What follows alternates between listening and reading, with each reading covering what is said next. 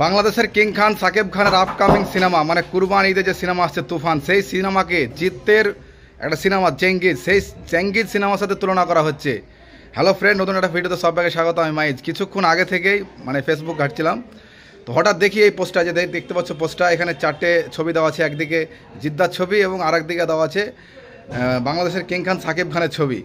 তো এই দুটো সিনেমা, দুটো ছবি, এই চারটে ছবি বা আরও বেশ কিছু ছবিকে কিন্তু এই সাকিব খানের সিনেমা তুফানের সাথে কিন্তু কম্প্যারিজন করা হচ্ছে, তুলনা করা হচ্ছে।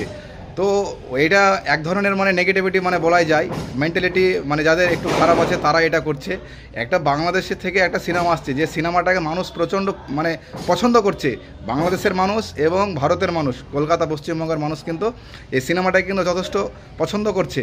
সেই এত মানে হাইপ তোলা একটা সিনেমা, যার গান ব্লকবাস্টার হয়ে গেছে অলরেডি, যার টিজ আর গতকালকে এসছে তার টাইটেল ট্র্যাক, অসাধারণ ছিল গতকালকের টাইটেল ট্র্যাক। সেটা কিন্তু রিভিউ আমি সকালে ছেড়েছি, গতকালকের করা ভিডিও সকালে ছেড়েছি। গতকালকে বৃষ্টির জন্য ইন্টারনেট ছিল না, সকালে ছেড়েছি, ভিডিওটা চেক আউট করতে পারো। তো সব ছাড়ো, কথা হচ্ছে এই ছবিগুলোকে নিয়ে কিন্তু একটা মানে নেগেটিভিটি ছড়ানো হচ্ছে। এটা কিন্তু অত্যন্ত খারাপ বিষয়। এই সিনেমাটা আসছে এবং এর পরবর্তী সিনেমা কিন্তু আরও আছে সাকিব খানের। দরদ আসছে, এরপরে বরবাদ আসছে, অ্যাটাক আসছে, শের আসছে, অনেক খাতরা কিন্তু সিনেমা আসছে। এত কিছু ভালো কাজ করার পরে যখন এ ধরনের নেগেটিভিটি ছড়ায় না, তখন মানুষ মানে এটা মানুষের কাছে পৌঁছাবে, মানুষ দেখবে, আর কিন্তু একটা খারাপ কিন্তু মনোভাব কিন্তু তৈরি হবে প্রত্যেকের। যারা দেখতো বা যারা আশাবাদী সিনেমাটাকে নিয়ে পছন্দ করছে, তারা এই একটু কিন্তু মনের মধ্যে কিন্তু, আমরা একটা কথা বলি বাংলায়, খুঁতখুঁতানি শুরু হবে। মানে মানুষের মধ্যে কিন্তু খুঁত শুরু হবে যে কী হচ্ছে, এটা কি কপি, এটা কি চেঙ্গিস থেকে কপি, এটা কি। গতকালকে তো অনেকেই বলেছে এটা মানে কেজিএফ থেকে ঝাড়া সং, তুফান ওটাই কিন্তু কেজিএফে কিন্তু গানটা আছে, কেজিএফে কিন্তু রকি ভাই কিন্তু গানটা আছে, এই তুফান বলে গান আছে। তো সেম ওই গতকালকেও কিন্তু কেজিএফের সাথে তুলনা করা হয়েছে, আজকে চেঙ্গিজের সাথে করা হচ্ছে। এই যে ছবিগুলো দেখতে পাচ্ছে দিয়ে রেখেছি, এই ছবিগুলোর সাথে কিন্তু কম্প্যারিজন করা হচ্ছে। ভাই, এই মাত্র 10-12 কোটি টাকা বা তার নিচেও একটা বাজেটের সিনেমা কী করে 200-250 কোটি টাকার সাথে 200-250 কোটি টাকার সিনেমার সাথে কম্প্যারিজন করে, মাথায় আসে না।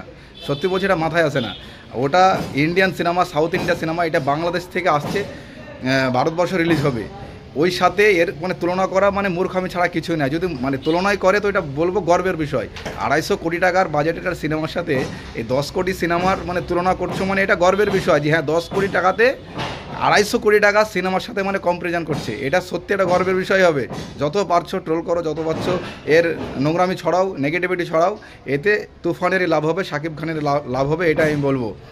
এই যে প্রথম ছবিটা বলছি, জিদ্দা বসে আছে চেয়ারে, সেম কিন্তু এইভাবে এখানে সাকিব খান বসে আছে। তারপর সিগারেটের যে স্মোকিং যে সিনটা আছে, স্মোক করছে জিদ্দা, সেম কিন্তু এখানে সাকিব খান করছে। তারপর হেঁটে যাচ্ছে, বড় বড় চুল নিয়ে বসে আছে। এই সব ছবিগুলোকে কিন্তু নিয়ে নেগেটিভিটি ছড়ানো হচ্ছে। ভাই, এসব করে কোনো লাভ নেই। কিং খান আসছে, ঝড় আসছে, জিদ্দার জায়গাতে সেরা, দেবদার জায়গাতে সেরা। আর বাংলাদেশ থেকে সিনেমাটা আসছে, তোমরা সাপোর্ট করো, পছন্দ করো। আমরাও তো মানে দেবদার ফ্যান, আমরা তো জিদ্দার ফ্যান, তবু কেন সাপোর্ট করছি? আসুক, চলুক, ভালো বিজনেস করবে। একদিন হয়তো দেখা যাবে জিৎ, দেব, সাকিব খান তিনজনই হয়তো এক সিনেমাতে আছে, যেরকম আরআরএ দেখলাম। এরকম হতেই পারে, না হওয়ার কিচ্ছু নয়। একদিন হয়তো দেখা যাবে তিনজন বড় সুপারস্টার এক সিনেমাতে আছে, প্রসেনজিৎকে হয়তো সাথে নিয়ে রেখেছে, না হওয়ার কিচ্ছু নয়। তাই এসব ফালতু নেগেটিভিটি করে কোনো লাভ নেই। তো যে যার কাজ সে তার ভালো মতোই করছে।